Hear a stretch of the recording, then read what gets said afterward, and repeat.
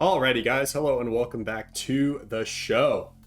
So today we're going to talk about units that I rarely see in Caths, and personally I don't think I've ever built, ever, in a game, which is crazy because I've played quite a few games of Supreme Commander, and this might be one of the most underrated units in the game. Today we're going to be talking about Rambo comms, and what I want to answer is whether or not they're worth it. And if so, how much better are they at dealing with experimentals, T3 assault bots, etc. than Percivals or Bricks or other units that you might use to deal with those kinds of units. So let's get into it.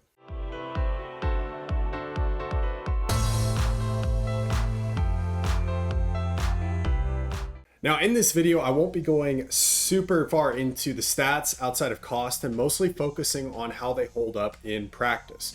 But there are a few things that I do want to note. A lot of them are very similar. They have gun upgrades and shields. The only one that really stands as an outlier is going to be the Cybran Rambo comm. This is the only one without a shield, but it has a very, very powerful nano repair and does have an EMP tied to the weapon itself. So we're going to be running a few tests. I want to stack them up against T3 assault bots, or what you might use to replace Rambo comms, direct fire experimentals like Galactic Colossus and Monkeys, and then we'll test it against a pretty beefy Firebase, one that I just threw together. We'll mass normalize as much as we can, but whenever you get up to these higher levels, it becomes much more difficult to zero in on a happy medium as far as mass normalization. Now, in this video, if there's one thing I've learned from having this channel, it's that I can be wrong on a lot of these topics. So I'm presenting to you the evidence that I have found as best as I possibly can. My parents had a very affectionate nickname for me growing up called Often Wrong, Never in Doubt. So we'll see if that nickname holds true in this video. And with that, let's get into the first test versus T3 bots. Now for T3 bots, I'm going to be using the Percivals here because the Percival is the best Tech 3 bot. It is the kind of highest level. There's three primary tiers. There's Percivals and Bricks, Harbs and Authams, and then you've got your Loyalists and Titans. And the Percival very narrowly edges out the Brick, so I'm going to be using that as my kind of litmus test here for versus Tech 3 bots. Looking at the Aeon first, the Aeon Rambo comm has a really nice splash effect with a relatively low rate of fire compared to your average gun comm. This means it can take down 3 with the other 2 Percivals hurting quite a bit. So the Aeon Rambo comm shows pretty well here. For the UEF benefit from a higher fire rate, and while they do have a splash effect, it is far more limited than the Aeon splash effect. So units have to be packed much tighter together than they do with the Aeon, which obviously limits its effectiveness. And unfortunately, this means it's only able to take down a couple of Percivals whenever those Percivals are in normal formation, performing worse than the Aeon. For the Cybran have a really cool EMP effect, but the lack of a shield hurts them a lot in this particular test. The EMP would make them more effective if you have multiple Rambo comms or if you're fighting larger amounts of units. But in this particular instance, the lack of a shield just doesn't make them beefy enough, and the nano repair is not enough to make up for the high alpha damage for the Percivals. Now, lastly, the Seraphim. Now, I adjusted the ratio here because Seraphim Rambo comms are going to be more expensive than the other 3 factions for Rambo comms.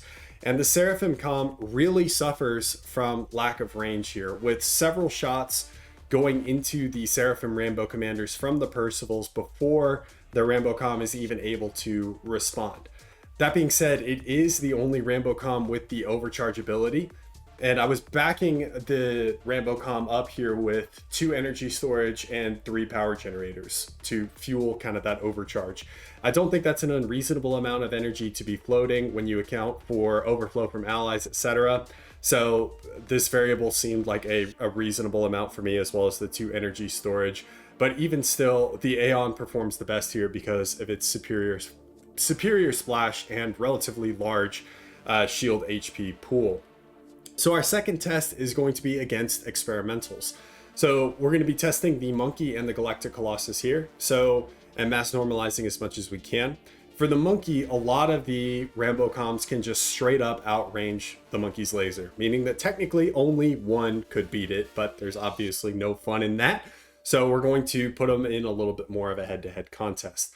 Now the UEF actually made short work of the Monkey Lord here, with the Cybrid and the Aeon both performing about the same, bringing the Monkey Lord down into the red, and the Seraphim coming in last, even though they have overcharge. Again, range really hurting the Seraphim Rambo comm here, even though they have overcharge. Comparing it against Percival's, Rambo comms are not looking great here. Percival's mass normalized are hugely superior and able to take down a Monkey Lord with ease. To cover my bases, we tested this against a Galactic Colossus as well, and this is largely the same story.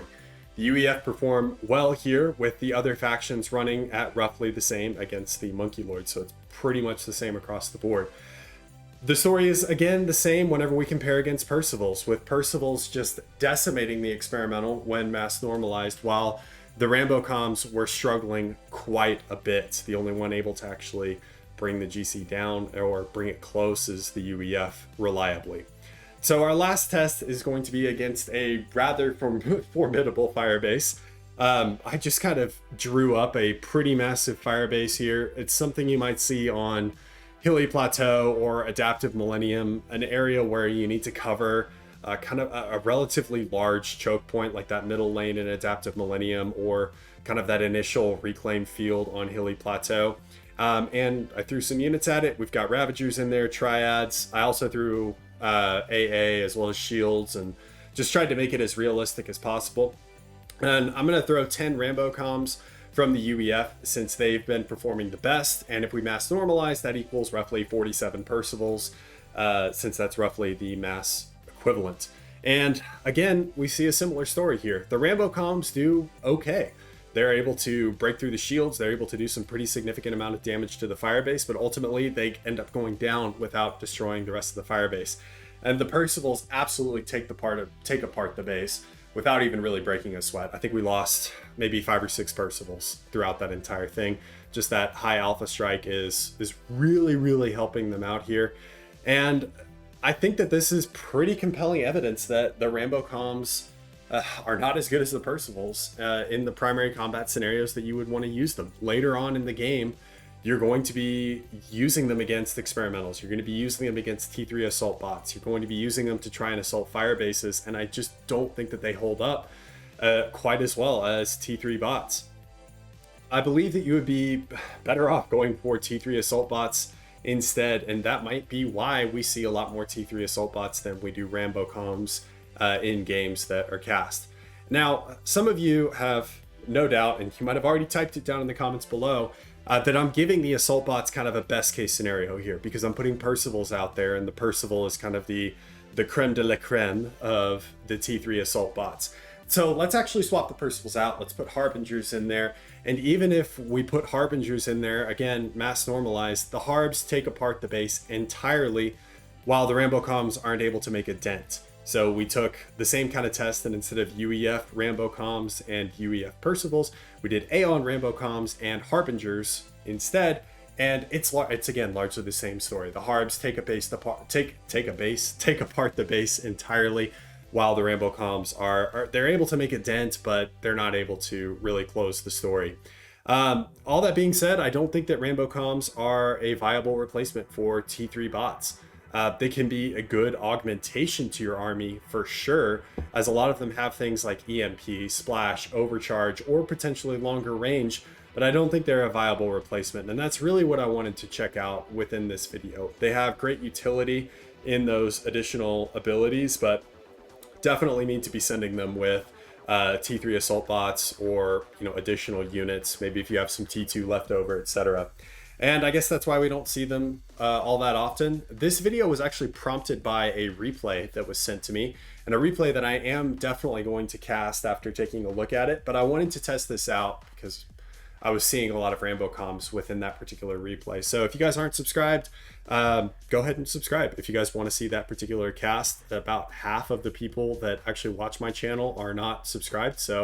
And a lot of you guys are returning viewers, so I don't know what you guys are doing, but hitting that subscribe button definitely helps me out. It also means that you're not allowing Google's bots to decide what you guys watch. If you guys want to watch my channel, subscribe, and that's going to be the best way to do it. So that's it for today, guys. I'm going to go ahead and wrap the video there. I hope you guys enjoyed it. Hope it was educational, and I will see you guys in the next one. Peace.